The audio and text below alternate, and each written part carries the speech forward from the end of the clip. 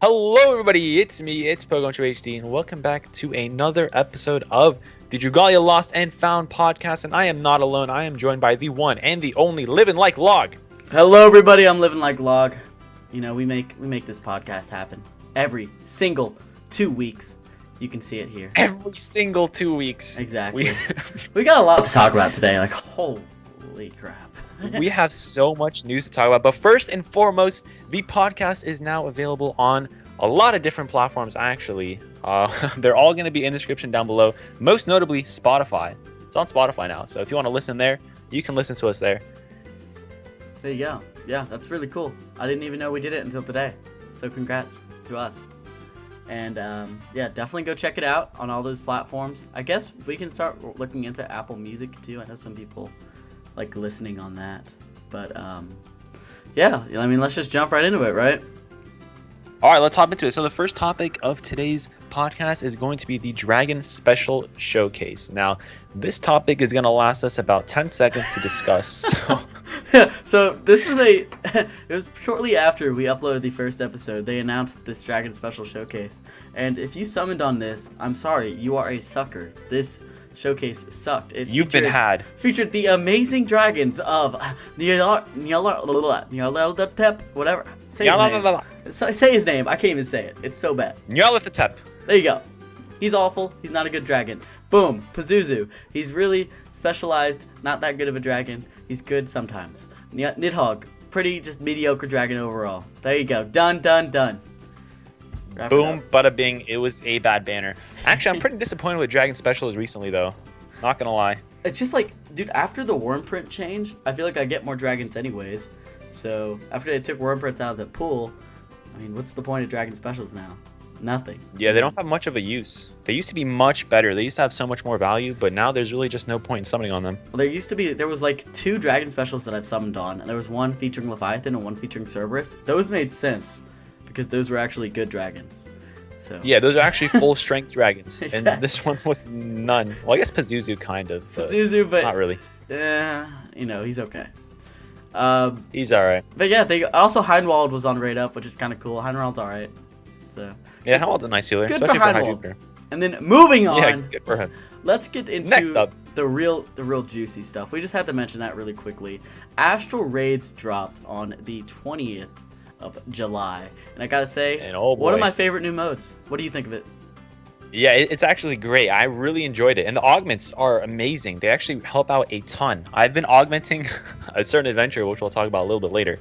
But we've had 2 Astral Raids so far, and yeah. So we've had 2 Astral Raids so far, Hypnos and Valfair. I guess we'll start off with Hypnos. What do you think of the battle with Hypnos? So it was kind of like a rude awakening in a way, where Hypnos we have fought before. He's previously fought in battle, but the main thing is, in the hardest difficulty of Astral Raids, he will kick your ass if you are not careful.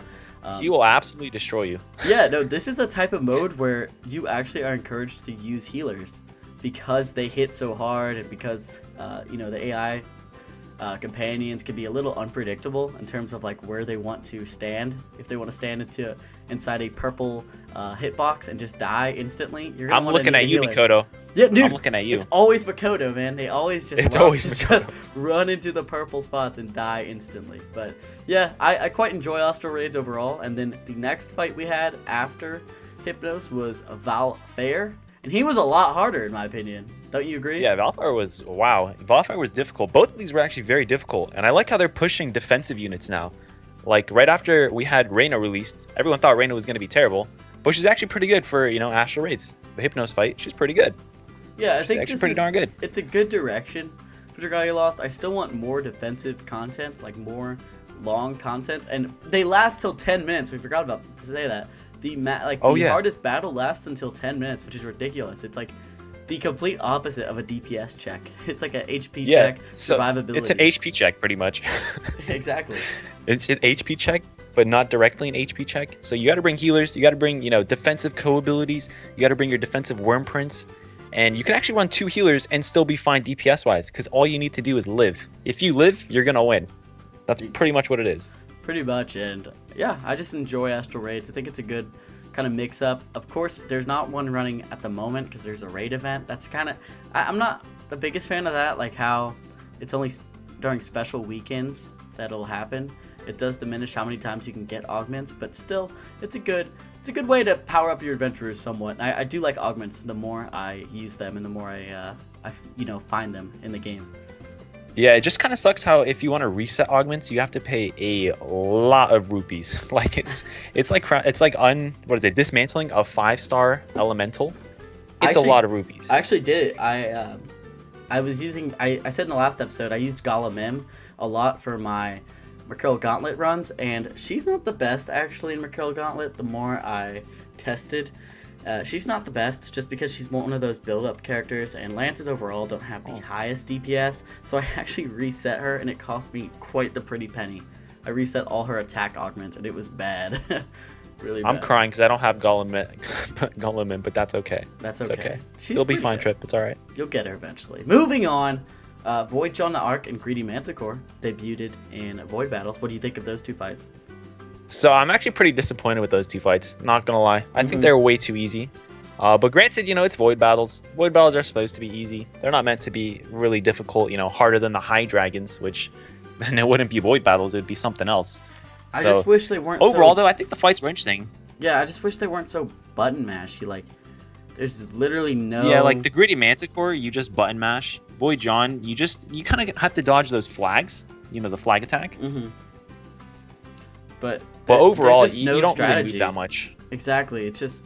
I don't know. You just have to have characters that can actually attack, and then you attack, and then you win. Exactly. It's not too difficult. You don't even need to have the Void weapon to, what is it? Divine Punisher or something. You don't even need that. You can win without it. That kind of sucks. Like, it's appreciated if you do have it. I personally crafted it just to make the fight go faster, but I know once I cleared the endeavors for them all, I'm never going to go back to those fights again, most likely, just because there's no need as to. soon as I crafted the elemental weapon for a certain adventure, you don't need it at all. Yeah. After you craft that weapon, you don't need to do this fight at all. We'll get into that certain adventure very soon.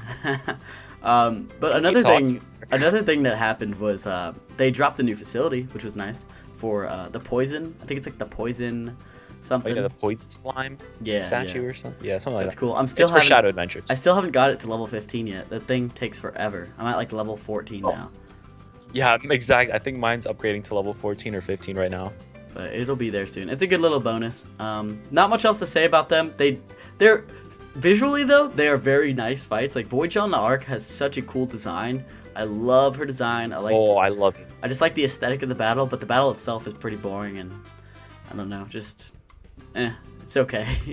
Yeah, I'm kind of sad though that there's a Void Jeanne, because I really wanted like an adventure Jeanne d'Arc just to play with her, because you don't really play with dragons. We have 2 dragon Jeannes, but you don't really play with them. You just transform and then use them a little bit. I really wanted an adventure Jeanne, but I guess that's not going to happen in this game, which is really sad, because other games that have Jeanne, they really push her, like GBF, FGO, they really push Jeanne. But unfortunately, in this game, it looks like that's not going to happen. Alas. And speaking of alas, that's not a transition. This is. But High Jupiter's Trial is out. What do you think of the fight so far? High Jupiter's Trial is out. So first of all, I want to know your experience. Have you cleared it? How many times have you cleared it? I have not cleared it at all. I've just been kind of neglecting this mode. I've been busy doing other things in Dragalia, like clearing Mercurial Gauntlet, which we'll get to soon. But we'll get to Mercurial Gauntlet soon. So yeah, High Jupiter, it's actually a really interesting fight. It's a really interesting fight. I actually like it a lot. This is exactly what I was hoping for when Void Jeanne came out. This is what I wanted Void Jeanne to be. So I'm really happy with High Jupiter. There's a lot of mechanics in the fight that you need to know. It's not an easy fight by all means. You need to have some coordination with your team. I feel like this fight was made with alliances in mind, where you could talk to your team. So I really do like this fight. The electric charge, you need to be wary of that. You can't have 3 charges. Every time you get attacked, you get a charge. There's a lot of attacks like the rolling Fulgur or the sweeping Fulgur, or whatever those things are called, which is really cool. I really like it. I like the way he charges. I like the Amplify. I like the Spear Ball. Everything about the fight, I actually am super impressed, and I really do like it. And I have cleared it. Took me until the second day to clear it, though. Pepe hands. I couldn't clear day 1. But I've been using a Yasuo and a very cute adventure, which we'll talk about soon. Yeah, who completely destroys this fight. We've been building up to this unit, which... you know, right now we're kind of going through these topics quick. This is honestly just housekeeping for us. We've got 2 very big topics that we do need to talk about, and the next one is, let's see here. Oh, well, yeah, let's talk about it. Gala Dragalia and Gala Cleo. Gala Dragalia and Gala Cleo. Alright, let me just say right here that Gala Dragalia is a scam. Those rates lie to you, and as the general pool gets bigger, it's going to be even harder to summon that specific Gala unit. But let me tell you guys, Gala Cleo, I wailed so hard for this girl. I got a video up, 42,000 Diamantium. I'm insane. 42,000 I'm so dumb. Diamantium. But was it worth it? Dude, it was so worth it. Gala Cleo was so worth it. It was worth every penny. Unit in the game. No doubt about it. Like, her entire kit is hands down synergistic. She has a lot of synergy, okay? She's really good. Tell me what you think about her. Trip. Gala Cleo is broken. Oh my god. I don't know how she's so good. I can't believe they made an adventure this good. She destroys every other adventure in terms of DPS. We all thought Ellie was the best. No. She has so much more DPS potential than Ellie has. She has the buff Ellie has, as well as a D. Let's just talk about her kit. Log, can you talk about her kit, please? Sure. So I get nervous every time I talk about it. It's all good. First 2 skills, Ancient Ray and then Faith of the Elders. Ancient Ray is her skill 1. It's got very low SP cost of 2,814, and it does two different hits that will also actually, it has phase shift, or skill shift, I mean. But as the phases change, you'll actually be able to target multiple enemies with your attacks. So so phase 1 is 3 enemies, then it's 4, then it's up to 5 enemies, which is crazy. The thing about Ancient Ray is it will target multiple enemies if multiple enemies are on the screen, but if it's just one enemy, it'll just use all of its targets on one enemy and deliver a insane skill 1 nuke that just does a ton of damage. So it's quite ridiculous, and it has amazing synergy with her first ability, Magical Modification, that kind of works in tandem with Ancient Ray, where once you use Ancient Ray, you'll be granted the Altered Strike effect, which will allow Cleo to, the next 4 strikes she uses will create a buff zone that buffs the entire team's strength by a whopping 25% for 10 seconds. It's ridiculous. It's so dumb. But yeah. It is absolutely ridiculous. And for her first skill, you don't even need to target. You can just click it. It doesn't matter where you are. You just click the skill, and it does the targeting for you. It's just dumb. It's absolutely insane. And, I mean, the low SP cost just works so well with getting Magical Modification going. It's just dumb. Oh yeah, she gets off her skill 1 in 2 full chains. That's it, and she gets it off. No skill haste required at all. Oh yeah, and if you put skill haste on her, like, it wouldn't even make that much of a difference just because she gets it so quickly. Like, it's just such a small SP cost. I love it. And then Faith of the Elders is her next skill. It's 6,000 SP, so a little bit more, but still not bad for a skill 2. And essentially what this does, it allows her to essentially reduce enemy defense by 10% for 20 seconds, which is a long time. But also it has healing potency as well. You can heal with this skill, and you can cast a debuff to enemies' strength. So it just does so much. She's a jack of all trades, but you know how it's like jack of all trades, master of none? No, she's a jack of all trades, master of all. She's broken. She makes a new tier for herself within the tier lists. Like, it's dumb. She's too good. Yeah, it's ridiculous. And just for comparison on her skill 2 compared to Maribel's skill 1. So Maribel's skill 1 has a 5% defense down for 10 seconds, whereas Gala Cleo's skill 2 has a 10% defense down for 20 seconds. So it's literally double. And it's 100% accuracy. Granted, it's her skill 2. Like, it'll always proc, no 100%. matter what. Every time. And this for raids is amazing because, again, defense down happens every single time, and all 16 members can take advantage of that. She's so dumb. And I mean, speaking of content, she's really good in raids, but also Mercurial Gauntlet, which I mentioned last episode. I was struggling with Flame Mercurial Gauntlet and also Wind Mercurial Gauntlet. I was struggling with. I've cleared both now, in part to all Gala the way Cleo. through 50. I've gone all the way through 50 on both of them, including Wind, which is definitely the harder one. She's just that good. It's not fair. I instantly 50 mana circled her, instantly crafted her her elemental weapon. She's the best. She's the best unit in the game, hands down. She is the best unit in the game. She can easily make you clear Mercurial Gauntlet as long as you have some good supporting cast. I say supporting cast. She's supposed to be the supporting cast.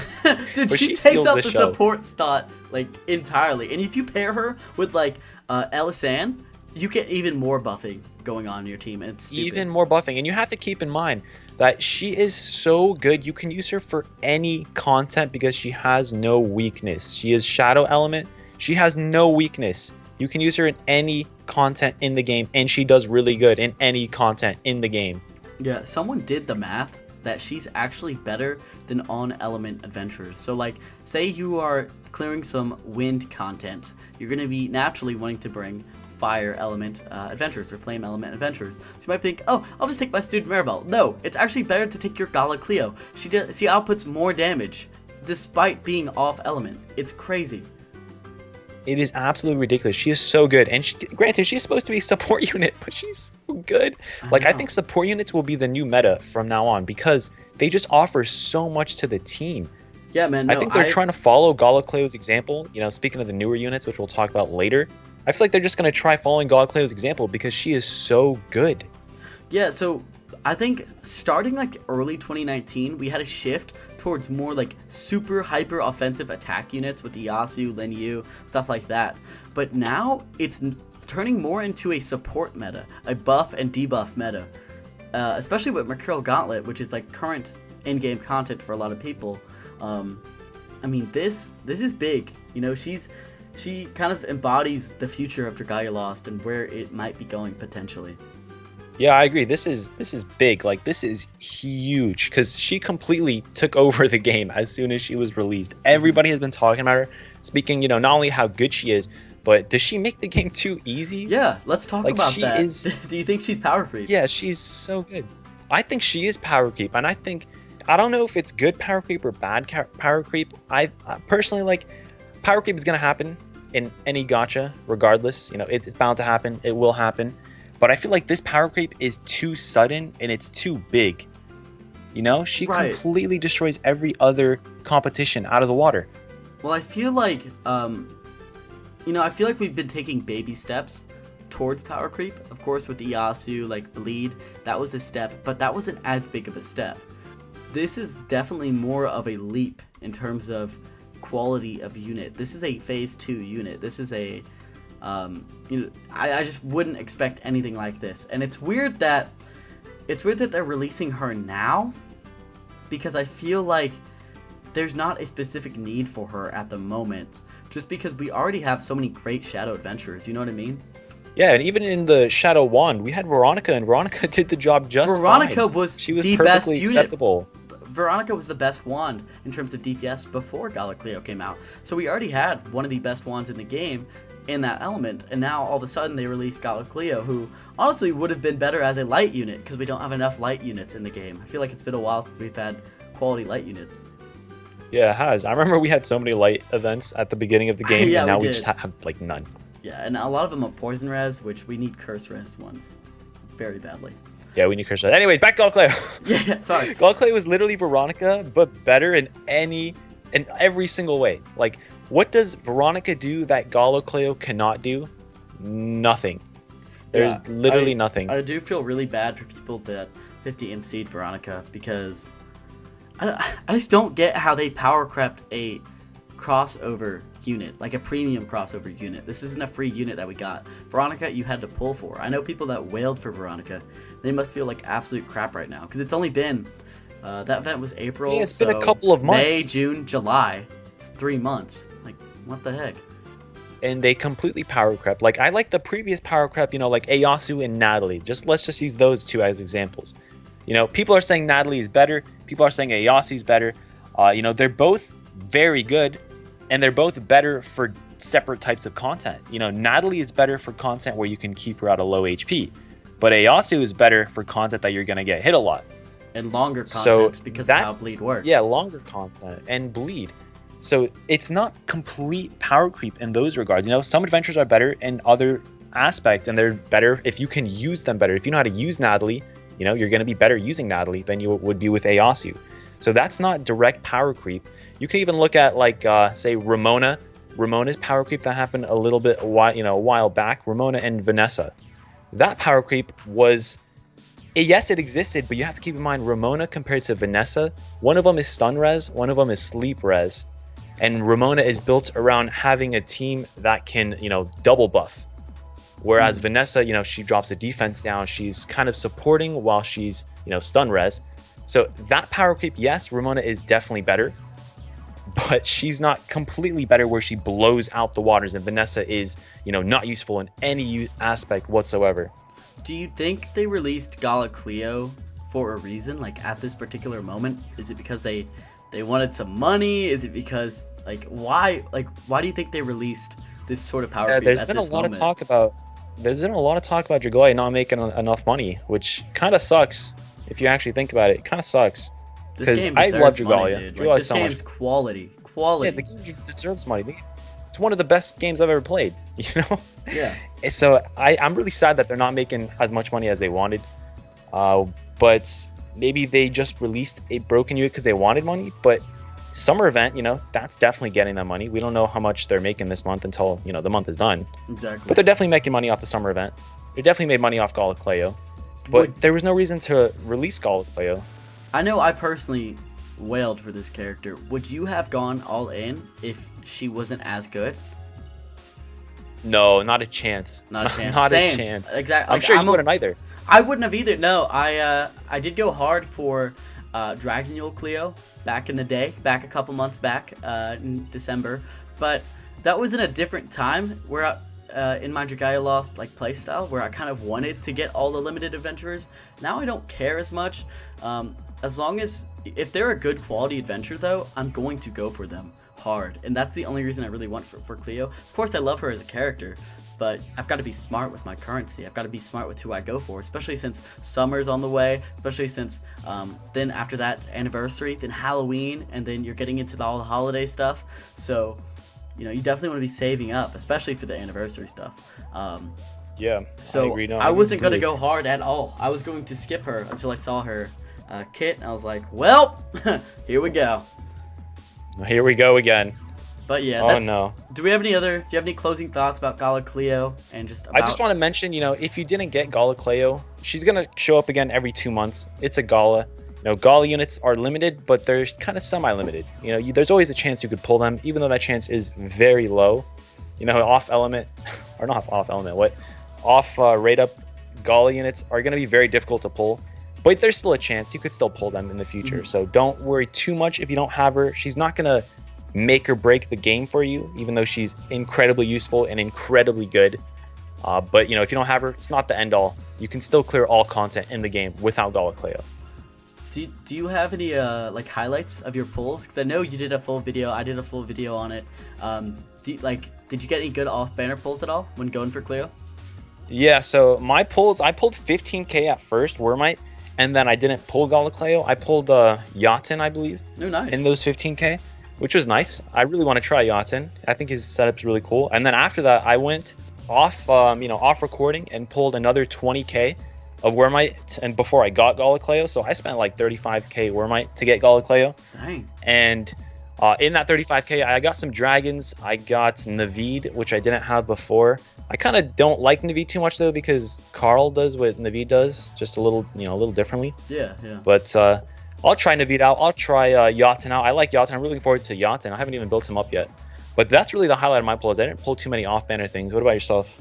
I pulled a ton of nice things. So the first thing I got was a 4-star I never had. I had Flora. I got her. She's like the light dagger. I was very excited when I got her. Then I got Natalie, who I was very excited for. I love Natalie. Yeah, Natalie looks so much fun. After that, I got Yaten. And then I got a couple dragons I wanted. I got another dupe for my long. I got another dupe, or not a dupe. I got what's his name? The crit fire dragon that was released last month. Oh, Arctos. I got 2 of him, which is great. I didn't have him at all. Let's see, anyone else? I got a bunch of dupes like Laranoa. I got 2 dupe Maribels.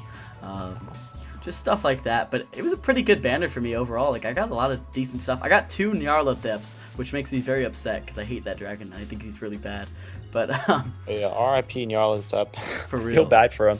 Anyways, why is Nyarlathotep so bad? You might be asking yourself. Well, Nyarlathotep is so bad because skill dragons in particular.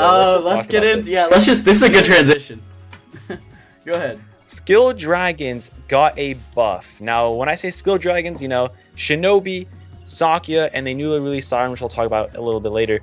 Their original effect was, I'm max unbinded, strength plus 20% and skill damage plus 70%. But after the changes, their changes are now strength plus 20% and skill damage plus 90%, which is a 20% boost in terms of skill damage, which is actually a lot. Like, it doesn't sound like a lot, but it's actually a pretty big boost in difference. Log, you want to talk about it? Yeah, I'm pulling up the Dragalia Lost DPS simulator. So, this is dumb. I do not know why they decided to make this change. I guess they're pushing out 60% strength dragons like Cerberus and Leviathan, but this is absolutely kind of unfortunate and is not a change I actually like. Yeah, it's really unnecessary, to be honest. It's really unnecessary, and it deliberately kind of makes some of the dragons that are available pretty much useless now. Like Arctos, who just got released, who was like Makoto's best friend, is now replaced by Sakya, who's better on Makoto now. Just like think about how stupid that is. I think Sakya is better for most flame dragons now, right? Yeah, no, not flame dragons, but most flame adventures. I mean, I can just list the ones that weren't affected. So it used to be where Marth liked Cerberus more. Marth now likes Sakya. Makoto now, Mim now, Maribel, like all these people may like Sakya a lot more. When I liked it how it was. Like, no one was complaining, you know? I don't know why they made this change at all. It just just to mention it, like Mikoto, he got, he preferred Arctos as soon as Arctos was released. Arctos was the optimal combo because Mikoto focuses around crits. But now, even though he focuses around crits, Arctos is still not better just because Sakya is that good now. It's just such a bizarre change. Like somebody messed up when calculating damage or something, because it just... And, we shouldn't take DPS simulators wholeheartedly. This is in optimal conditions where the target is completely still. Like, these are Mercurial Gauntlet conditions, pretty much. Sometimes you're not going to be able to get your skills off optimally. Sometimes you might miss, sometimes the target might move, stuff like that. But still, it's just such a bewildering change, and it makes dragons that you fully invested into, like Cerberus, feel a lot worse in my mind. Yeah, like if you use stones to max unbind Agni or Cerberus for, the optimal combo, and that kind of sucks now because now Sakya is just way better than, all those. It's okay for the most part though, since specifically for Flame, you don't really need, a 5-star max unbind a dragon for HMS. Hopefully, there's harder content in the future, but that's a different topic. Whereas, let's talk about High Jupiter again. High Jupiter and Shinobi. Shinobi is now, I think, the best dragon in the game. I would agree with that. 100%. I would say 100% agree with that. Because not only does he, have that skill damage boost with the strength plus 20%, he also energizes the entire team with his skill when he's in dragon form, which adds even more DPS onto that. I don't think the simulators take into account dragoning at all, does it? I'm not particularly sure. I think that might be in the special section. This is usually just talks about the adventurer themselves. But yeah, dude, that energy buff for the entire team, it's so good. Like that buffs the next skill you do by a considerable amount. Yeah, is it like a 50% boost? I think it's 1.5%, yeah, or 1.5 times. So yeah, 50%. Yeah, and that's actually a pretty big buff. And now, like I said, Shinobi is way better than Morishiten. He was already better than Morishiten, but now he is way better than Morishiten. Even though Morishiten is limited, and she is, strength plus 60%, and she inflicts bleed, doesn't matter because Shinobi is that good now. I mean, I'm looking at the DPS chart right now for Shadow Adventurers. There's not a single adventurer within the top, I want to say 10 adventurers that prefer Morishiten anymore. And that's frankly quite sad. Like there was Curran used to always prefer Marisha 10 just because of his skill damage was kind of on the lower end of things. Now it's just Shinobi because of that 20% buff. So, you know, just to conclude this topic, I'm not sure what Cygames thought when they made this change. This is probably the worst change they've made for Dragalia in terms of like the meta, because it deliberately destroys the need for dragons that we've already wholeheartedly invested in, especially limited dragons like Marisha 10, who we thought was safe to use our stones on because Marisha 10 was just so good. You know what I mean? Yeah, the thing is, Marisha 10 is still great. It doesn't take anything away that Marisha 10 is, you know, amazing as a dragon. But it's just that, you know, for the optimum, you know, in Dragalia, everyone aims for optimal, you know, optimal setup. Yeah, like min-max, the optimal setup. Yeah, min-max. So for the max, you can't use Marisha 10. You know, if you have a max divine Marisha 10, you know, you can't get that optimal attack off, you know. And every single adventure this is an effect for. It's not like, oh, only like 50% of adventures prefer Shinobi. No, it's pretty much every single adventure prefers Shinobi. Every single adventure prefers Sakya. Every single adventure prefers Siren. And of course I'm talking about, you know, their elements. You know, they all prefer the skill damage dragons now. So it's just a form of power creep that really doesn't make much sense. Dude, I just scrolled through the simulator.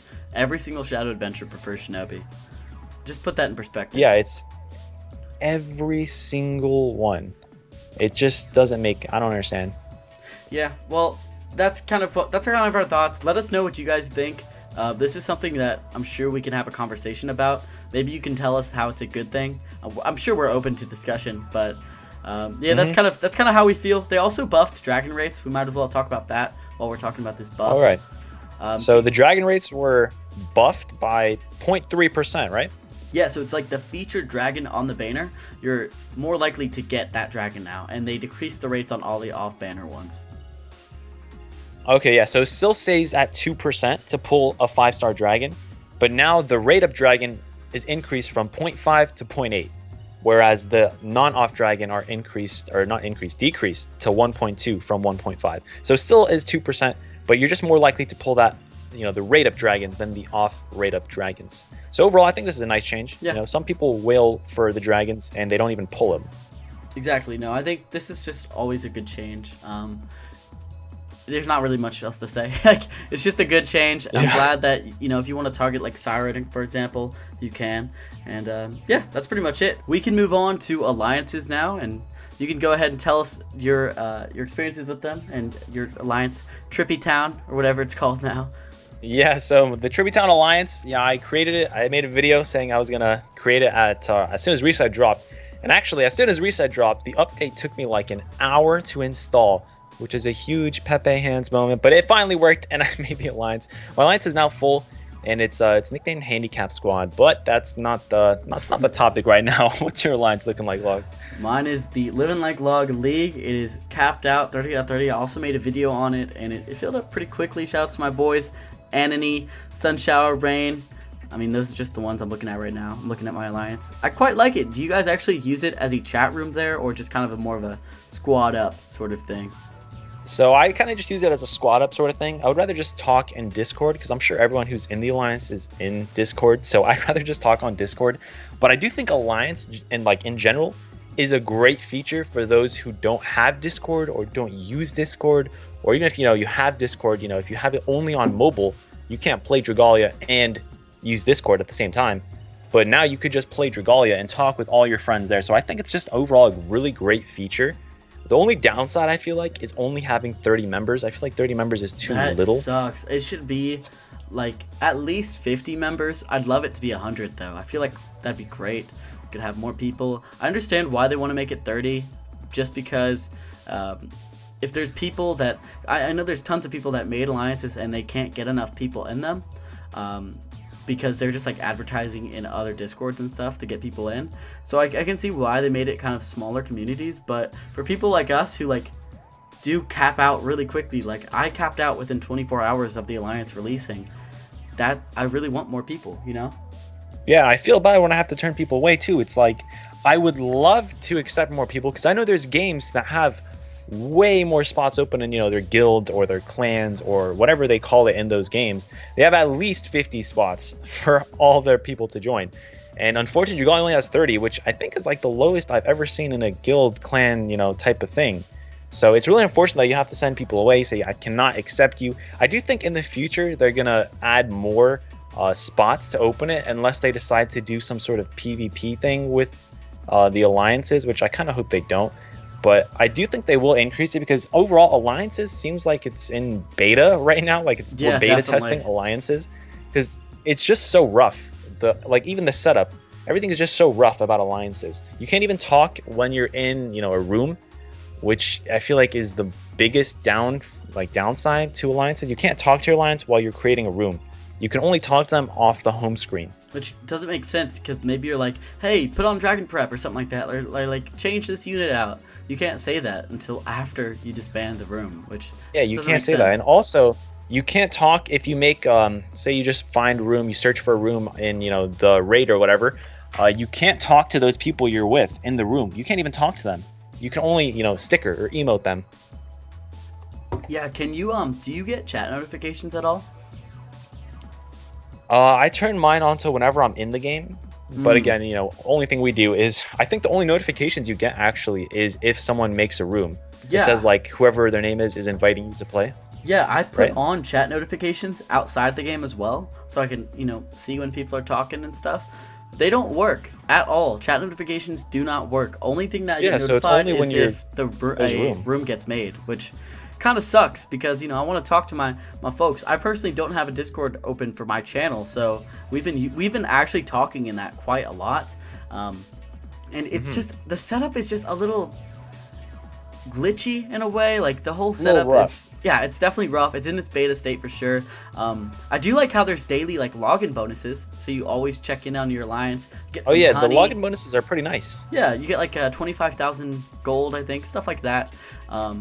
Yeah, I mean, it's okay as a feature. I do think they're going to expand it as time goes on. And do you think they'll eventually add some sort of alliance war, guild war sort of content? Yeah, so I don't know how that would really work though, because the biggest type of content we have is raids. There's 4-team raids, so I don't know how exactly they would make a big guild versus guild or alliance type thing. What they could actually do is they could have your alliance have a raid, and then you have to try getting as much damage in as you can, and then you face another alliance and try to beat them in terms of damage, I guess. I don't really know. There's a lot they could do with alliances. There's so much they could do, but it's what are they going to do? We just had a new director, Okada, and we don't really know what he wants to do with the game. So there's so much potential for what they can do that we don't really know what they're going to do at all. Exactly. Until they start heading in one of the directions. Yeah, I personally don't want to have actual PvP battles, where you actually fight against other players. I kind of want what you are talking about, where it's kind of like a score attack mode, and your overall alliance's score versus another alliance's score, and you guys kind of go head to head in that way. I feel like for that mode though, they would have to, because if it is a damage check, we would just throw our 4 highest players in there. True. And then just try to get as much damage as you can. So I feel like what they should do is make it so maybe you have each person plays once in the alliance. So every single person plays once, and then you just try getting the most damage off with all 30 of your members or whatever against the other all 30 members. Yeah, I think that'd be a good idea. Does that make sense? But yeah, it's definitely in beta. We'll see how it goes. I hope they add more features as time goes on and future updates, and yeah, it's a pretty good feature. We can move on to the emergency maintenance. This is such a funny topic. Do you want to talk about it real quick?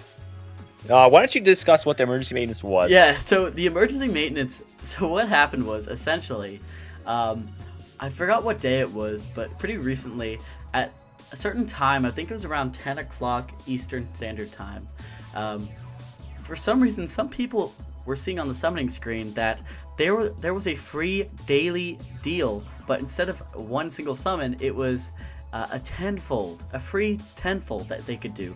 So if they pressed the button, tenfold. Yeah, they actually performed a tenfold. They actually got it for free, and because of that, Cygames shut down the game for about 2 hours while they addressed the problem because they didn't want people getting their free summons like that. You know, it's a glitch.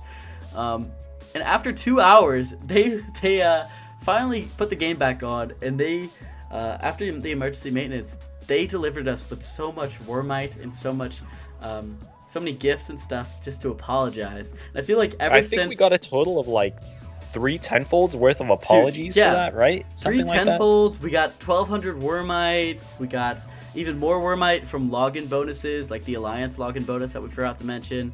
Oh yeah, 2,100 Wormite just for logging in. Like easy clap. They've been very generous with us lately. They released 2 updates. They released one update and we got a tenfold from that, and they also released another update recently, like a day ago, and we got another tenfold. So they've been ridiculous. I spent everything on Gala Cleo, but now I'm back up at like 6,000 or so Wormite and 3 tenfolds, so I'm good to go. Yeah, and speaking of tenfolds, actually, they handed out everybody who didn't do the free tenfold that, you know, the glitch occurred. They handed everyone who didn't do it a free tenfold voucher. So you can use that tenfold voucher whenever you want, as long as it's in the next month. So you only have 1 month to redeem that tenfold voucher, but you can use it on any banner. So, I mean, any banner within the next month. So yeah, definitely use that if you can. You do not want to, you know, get that expired on you. That'd be a total waste. But yeah, that's pretty much the emergency maintenance. We can move on now if you want to talk about the new event and the Splash of Adventure stuff. Yeah, so let's talk about the Splash of Adventure. So Splash of Adventure is what the summer event is called. The summer event is actually here. Everyone was thinking it's not going to show up. The summer event's not going to happen because it took forever. It took forever. It's July. It's August actually right now. Yeah, it's August. Like, they took a long time. Meanwhile, Faye had their event in like June, you know? Yeah, like 2 months ago. So, I don't know. I'm glad it's here though. Give me your general thoughts on the general thoughts on the event itself, like the whole grind, and then we can move on to the showcase. Yeah, so the event itself, it was advertised as a 2-part event, and we still don't know what that second part is about. We don't know if it's going to be a whole new like facility event. It's going to be a whole new banner. We don't know really what the 2-part meant. Maybe they just meant like, you know, the first part is going to be, you know, the double drops for, what is it? The one with the orbs. The double drops for orbs. The double drops for for regular Mercury. And those double drops, is that the first part? And then the second part is the raid? Or is the first part the raid and the second part a brand new event with a brand new banner? Is the banner going to be limited? Like, we don't know what's going to happen. They haven't filled us in on any of the details yet. So we're still waiting what the second part is going to be about. But the event we have right now, a Splash of Adventure, is actually really nice. So it's a raid event, like I said. We have a free adventure, but we'll talk about the adventure soon. Log loves talking about that free adventure, so I'll let him do that soon. But the event itself is actually really nice. So the story revolves around, it was supposed to revolve around Siren, but it didn't really revolve around Siren. Siren was barely in it. Did you read the actual story? I always read the stories. Yeah, Siren was barely in it. I gotta say, this story is one of my favorites. I was intrigued the entire time I was reading it. I loved every little detail. I love the new alts.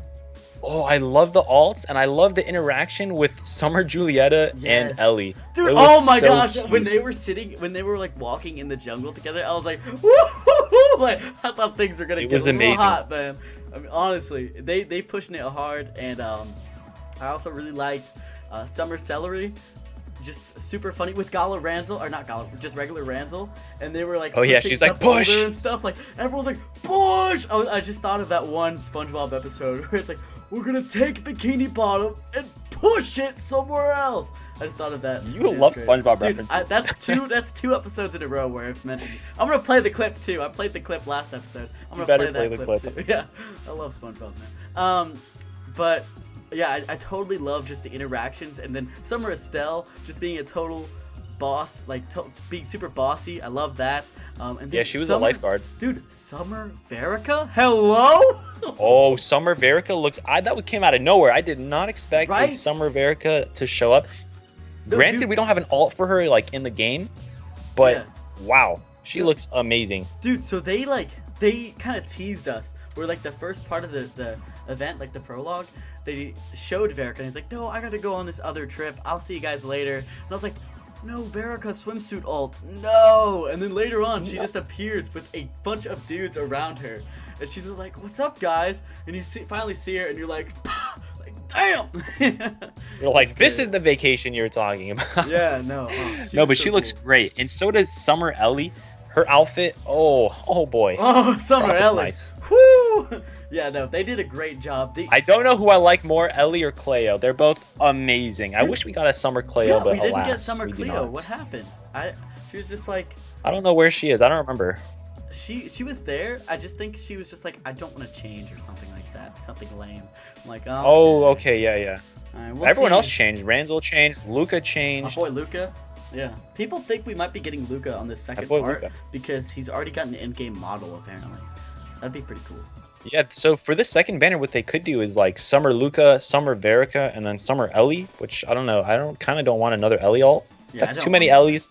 I love Ellie, but that's another one. Yeah, she's becoming the Lynn of Dragalia. For real.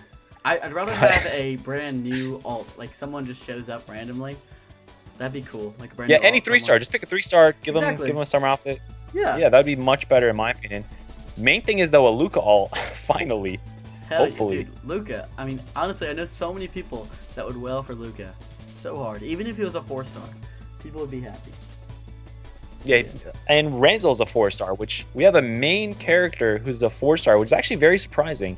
And speaking of Ranzel, let's actually just talk right about the. You want to jump into let's the talk units? about the units. Okay, sure. So Summer Ranzel is a 4-star Water Blade unit. I love his title, by the way, Grill Master. He's so good. The Grill Master. In terms of like viability, he actually seems like the weakest out of the new units. Wouldn't you agree?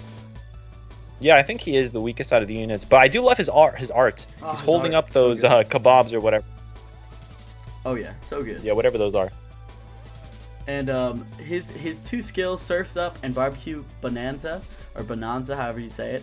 Surf's Up actually has a chance to inflict Bog, which is great. It's the attacking skill, and then Barbecue Bonanza, it's a team-wide strength buff to nearby allies and restores HP to teammates as well, which is pretty decent.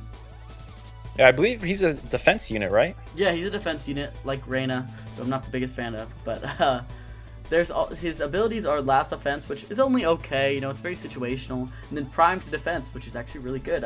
We actually got primed abilities on other units outside of the 3 Blacksmith Sisters, which is pretty cool. Yeah, I think that's very nice, actually. I really like how they're spreading around, prime defense. Mm-hmm.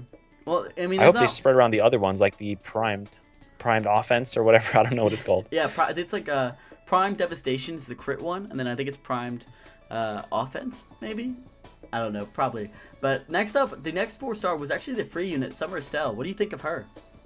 Summer Estelle, wow. Summer Estelle is actually very nice. I know you made a video discussing her, and I think you're probably better to talk about her, but I just want to say not only her design is amazing, but she's actually a pretty solid unit herself. Oh yeah, no, she's awesome. She's kind of, a lot of people, and myself included, are comparing her to Baton in a way, the water version of Baton, since they both have a team-wide strength boost of 15% for 15 seconds on their second skill. Another great thing about her, she has buff times and ability. Her first skill charges up really quickly and has a chance to cast a defense debuff on the enemy. I believe it's like 40% chance, right? It's not that high, but still nice little bonus. As a 4-star, she's just great, and she's actually the best water wand now. She actually outdamages Lily just because she brings more team-wide DPS and utility to the entire team. Yeah, something that's actually really neat about her second skill is that it only applies to water adventurers. I feel like that's kind of in response to Gala Cleo, because I think Cygames knows everybody who has Gala Cleo is going to put her on the team. But if you have Gala Cleo on your team now, Gala Cleo won't be getting the buff from Summer Estelle's skill 2. So I feel like we're going to see a lot more of those, only water adventurers get the buff, or only, certain types of adventurers get the buff because of Gala Cleo, which is, again, just another side effect of power creep. I do think that it's just something interesting to note. It was also based upon, a lot of people were bringing Elisanne into Off-Element Mercurial Gauntlet just because of her buff. So that might be another reason. They don't want Summer Estelle going on to your off-element teams just to buff up, you know what I mean? Yeah, because actually, if it applied to everyone, you could use her off-element pretty easily. Granted, Gala Cleo is much better, but you could use her off-element if you really wanted to. Yeah, Gala Cleo is 100 times better. If you do have Gala Cleo, I honestly wouldn't even recommend using Summer Estelle too much outside of this event. Just because Gala Cleo's... She, like, the more I talk about her, the more I dislike her, just because she takes away all of these great units and just power creeps every single one of them. Not just Veronica, but like, every other one. Like, it's stupid. It's so I dumb. completely agree. Like, even you can bring her to this raid. You can bring her to this raid's Nightmare mode, which we actually didn't talk about. So we might as well talk about Nightmare mode. The Nightmare mode is pretty easy, and it's even easier when you're bringing Gala Cleo because of the defense down, the defense drop, whatever it is that she brings.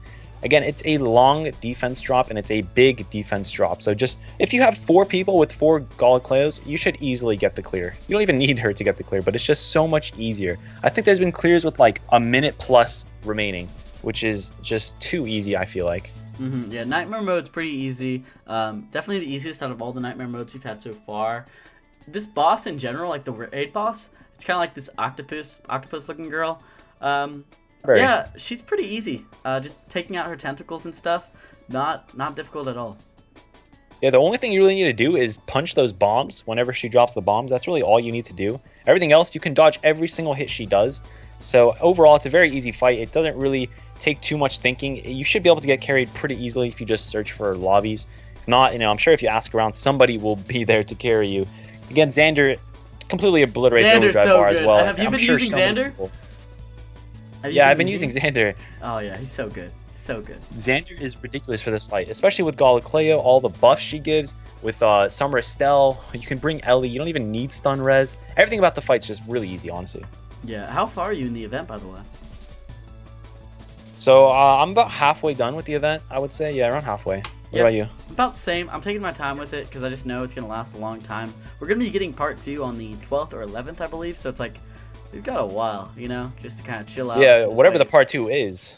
Exactly. Whatever it is. The story isn't done yet. Like, Siren, by the way, we need to talk about Siren, but, it's not even done yet. So we'll see how... yeah, we barely got any information on Siren. She was like in what, the last episode of the thing, or the last 2 episodes or whatever? Yeah. So we barely have any info on Siren, and Siren was pushed so far with her music. So I feel like there's 100% going to be something more with Siren. Like there needs to be. There would be no reason they would advertise, there's a new song up on YouTube that features Siren. So, exactly. Well, it's not Siren, but the girl who does Siren. Let's talk about, before we wrap things up here, let's talk about the new dragons. So obviously Siren and Erasmus, and the new 5-stars we got. We can start with Erasmus. He's like the free raid dragon. He's Pele. Yeah, Erasmus 2.0. is basically Pele, but not as good. Yeah, he doesn't inflict burn. If you need another flame dragon, which you probably don't, but hey, if you're a newer player, he's okay, I guess.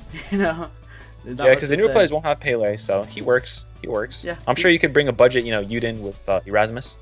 You could probably use him for high midgard stormer too. So. Yeah. Definitely just okay. But the other dragon. Hey, you want to talk about Siren real quick? So Siren, we talked about skill damage dragons already, and I think the reason they buffed them was so that they could push out Siren more. Because as you know, in water, we have an amazing dragon with Leviathan. Leviathan is the best, I would say one of the best dragons. I wouldn't say the best because Shinobi is probably the best now. But Leviathan, definitely close second.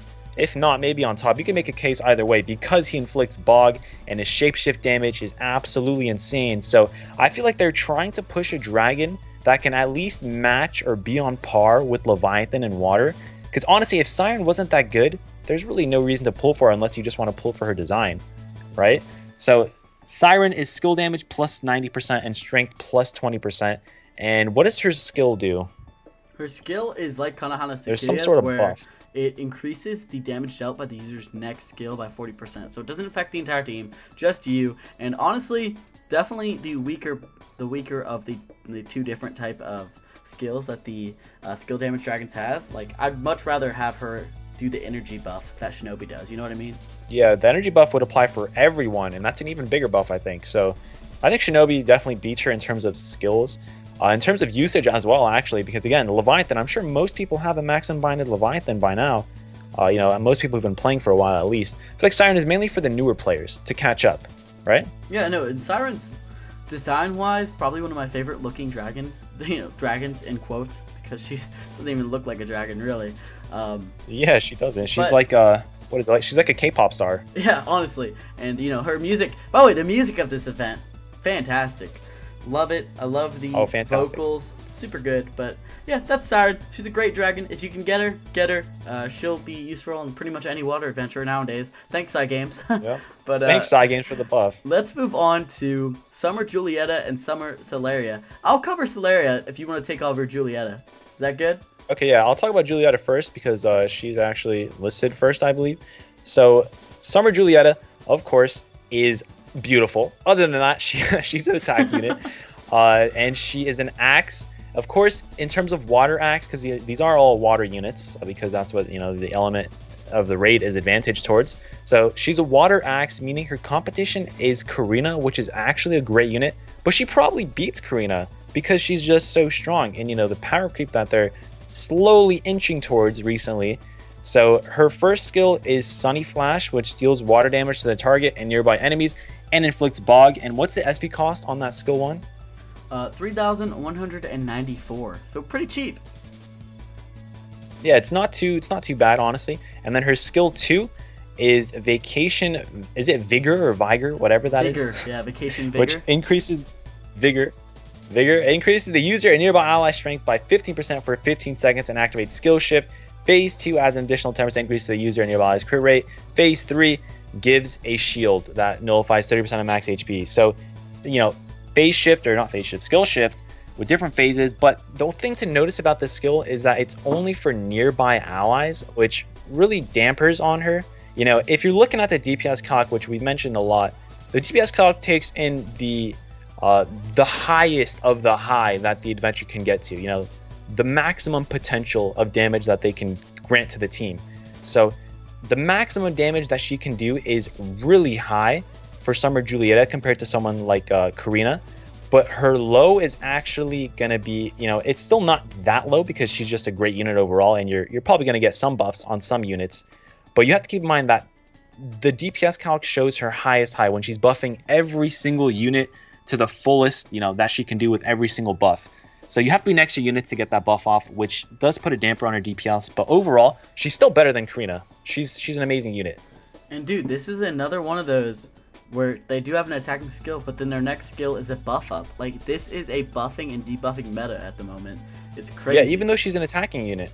Exactly. And I mean, I really love her second skill. It does cost a considerable amount, but it just does so much, and her abilities are also really good. Like Bog team strength's pretty good if you can Bog. Then Prime Strength. Do you want to talk about that real quick? Oh yeah, Prime Strength. We just mentioned that. They're spreading around Prime stuff, which again I do like them. And again, this increases her DPS a lot. And you don't even need to. I think if you just have her on the team, it's still gonna take into effect whoever you're controlling. So even if you're not controlling her, it's still gonna boost someone on your team at least. And again, Bog. I think her kit revolves around Bog a little bit. So, you know, in High Dragons, she's not going to be as good because you cannot Bog, you know, High Brenhulda. You can't Bog her, but she's still going to be useful. Again, she's Stun Res rather than Burn Res, which again puts more of a damper on her. But overall, she's a great unit for Mercurial Gauntlet especially. Oh yeah, no, she's great. She's got some of the highest DPS for water elements, and yeah, she's just a solid unit. If you get her, you should be very happy. She's waifu times like 1,000%. Like that art times 1,000. I don't know what also, they something did. to note. Go ahead. Yeah, something to know is that her outfit is actually kind of similar to her normal outfit, I feel like, because her normal outfit's like a skirt, and then this one's also like a skirt, which I like skirts, don't get me wrong. I'm completely okay with that. Dude, yeah, her artwork is so good. Probably some of the best in the game. I don't know what they're doing, those artists at Side Games, but they're killing it, gotta say. And then moving on. They must be paying them much, because look at her hair. Her hair is amazing. Okay, moving on.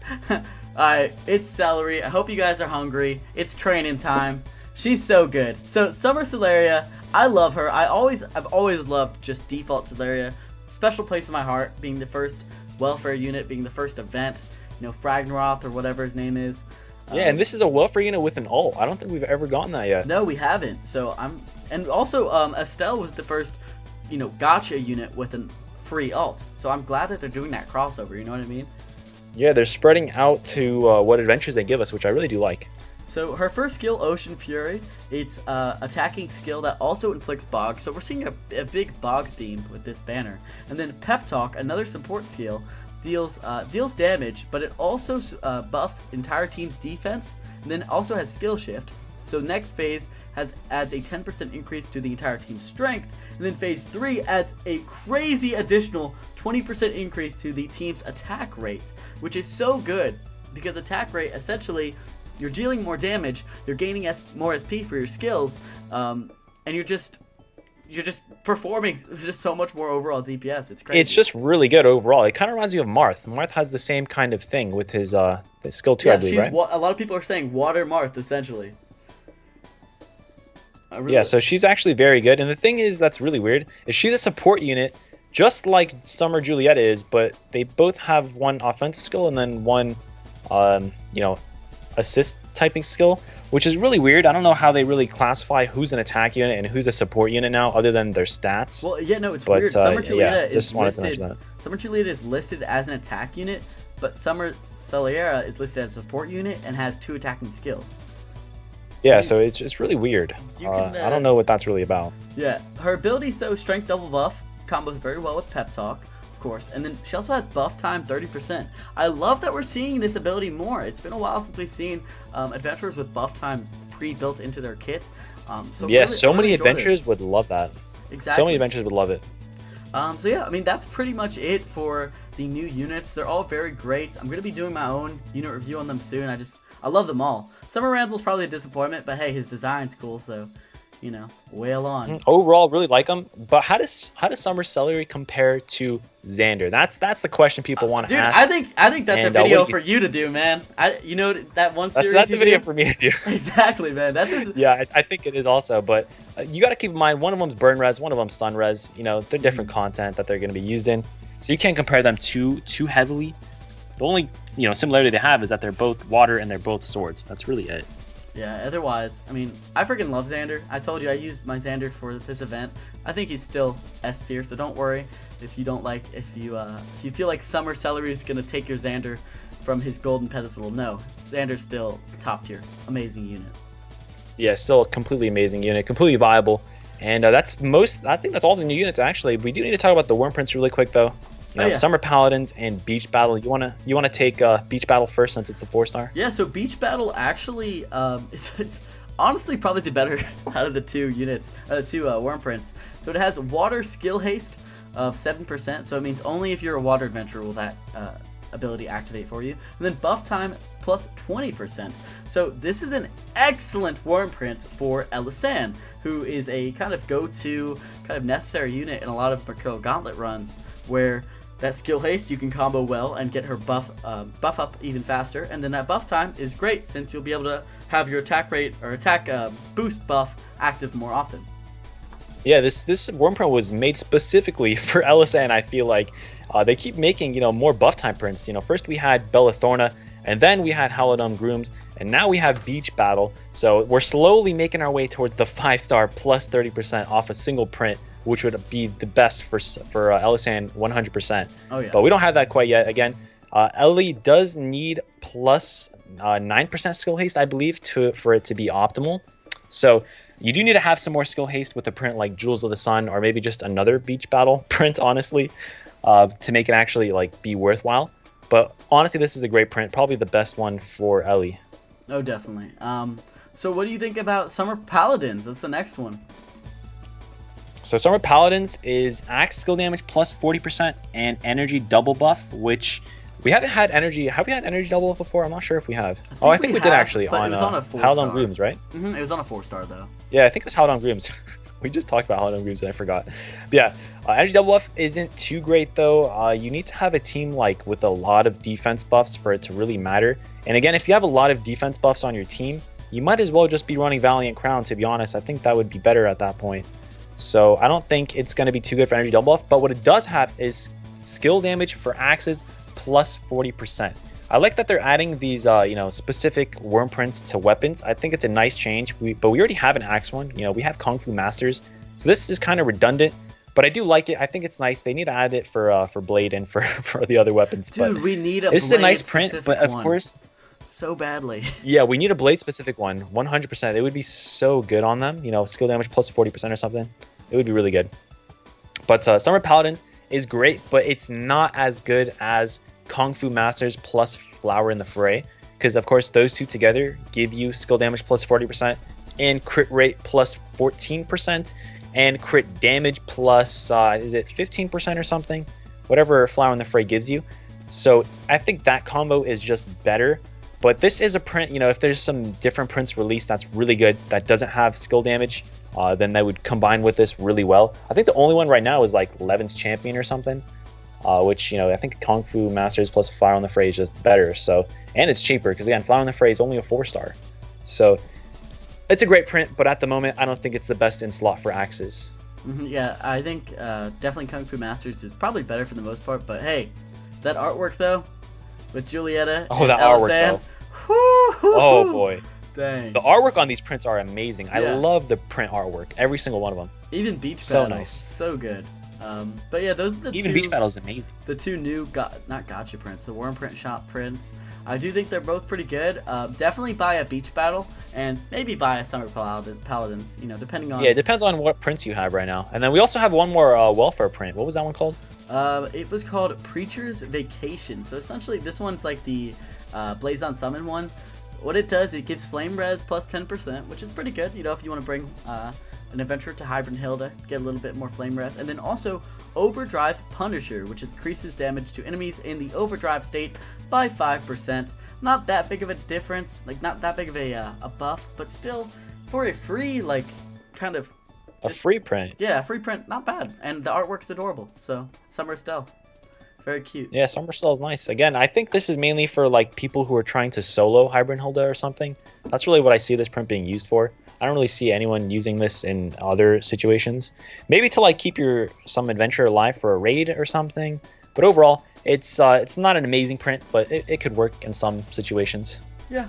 And that's pretty much it for the summer event so far. Of course, it's a two-parter, but so far, I gotta say, this is one of my favorite events, just aesthetically. The music's nice, the character design's nice, the story's nice, like everything about it is really fun.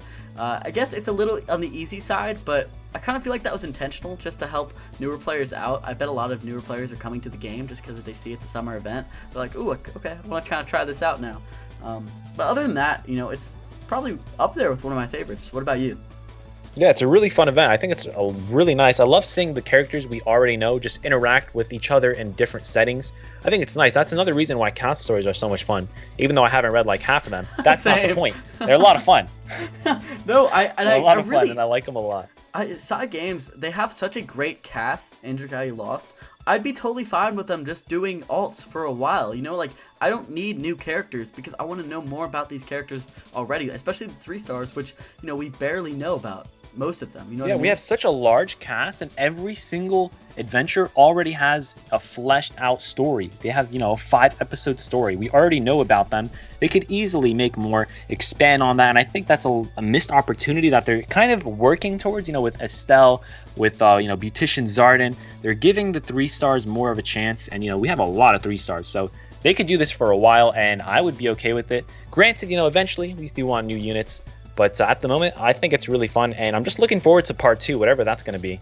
Yeah, let's, you know, before we end this episode off, let's talk about what we expect from part 2. What do you personally see it as, like a continued raid event, maybe a facility event? Maybe they could just go crazy and have like a Fae defensive battle type event again. Like, what are you expecting? They could do anything, honestly. I would love another Fae type thing because we haven't had that for a couple of months, and it was actually pretty fun. It was I like so that. much you know, fun. What was it called?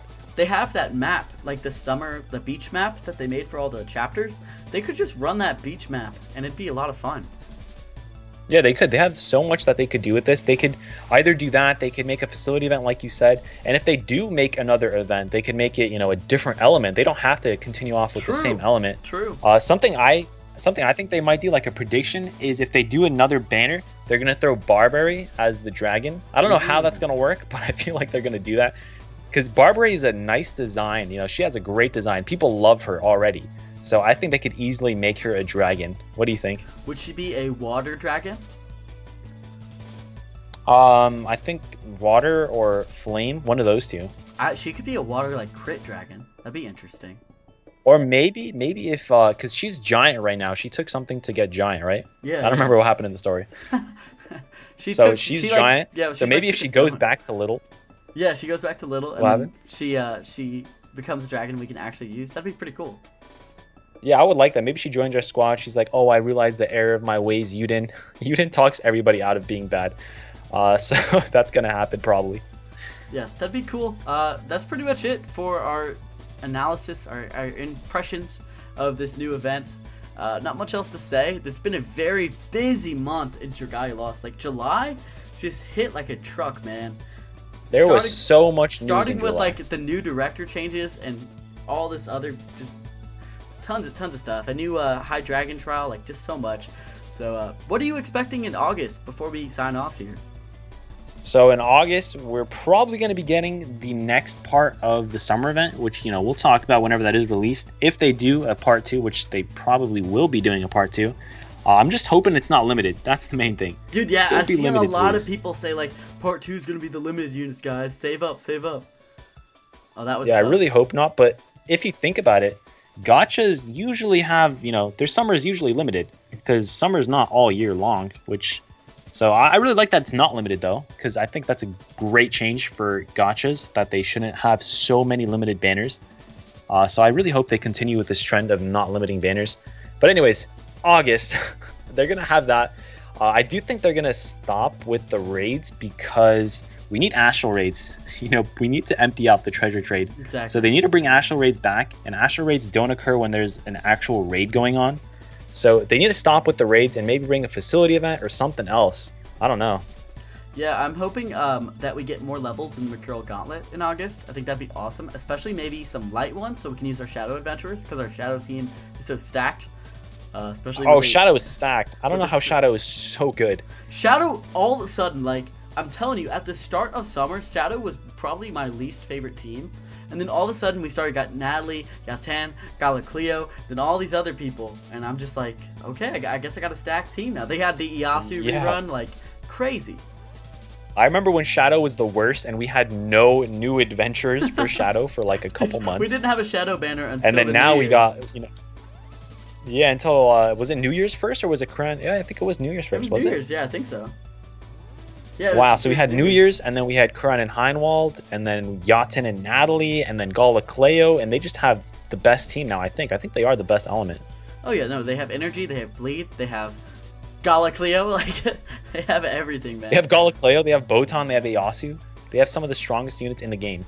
So, yeah, definitely. So, yeah, more Mercurial Gauntlet, from Mercurial Gauntlet to that, but...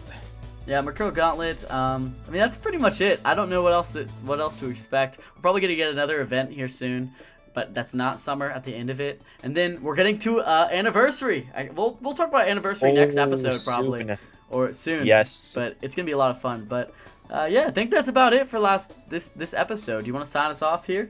Yeah, that should be it for this episode. Again, thank you guys so much for watching. We should have mentioned this at the beginning, actually, but might as well mention it right now.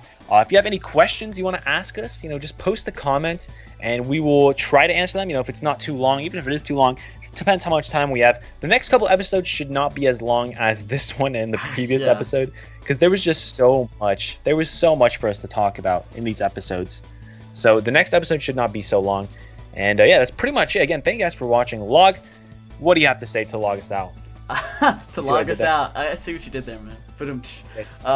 Thanks for watching, guys. We appreciate the support. The first episode did very well. We love having this different type of content. We usually like, our channels are both like kind of talking about news and updates and analyzing new units. It's nice to have like a casual podcast as well on the channel, and I'm glad you guys are enjoying it. If you want to check out my channel, it's youtube.com/livinglikelog. All the odd episodes are going to be on my channel, so like the next episode, the third one, it's going to be on mine, and then it's just going to flip back and forth. So go check me out there. Twitter is also livinglikelog, and yeah, that's about it for what I have to say. You can go ahead, all the links will be in the description down below. You better check him out, or I will ban the summer events. Ban. All right, thank you guys so much for watching, and until next time, have a nice trip. See ya.